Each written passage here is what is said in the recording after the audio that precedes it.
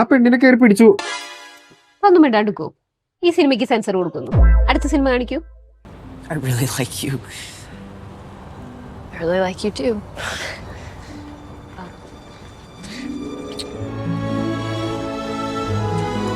Cut ചെയ്യൂ.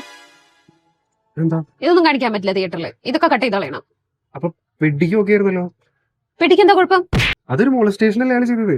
ആ പെണ്ണിനെ കയറി പിടിച്ചു.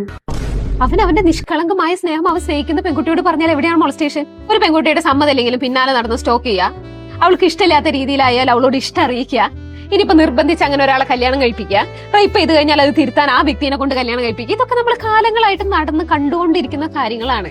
അതിന് നമുക്കൊരു അത്ഭുതപ്പെടാനില്ല. അത് നമുക്ക് യൂസ്ഡ് ആയ കാര്യമാണ്. നേരെ മറിച്ച് ഈ കിസ്സയിലോ, ഇത് കണ്ടിട്ട് നാളെ എല്ലാവരും സമൂഹത്തിൽ ഇറങ്ങി അങ്ങോട്ടും ഇങ്ങോട്ട് കിസ് ചെയ്യാൻ തുടങ്ങിയാൽ അവസ്ഥ എന്താവും?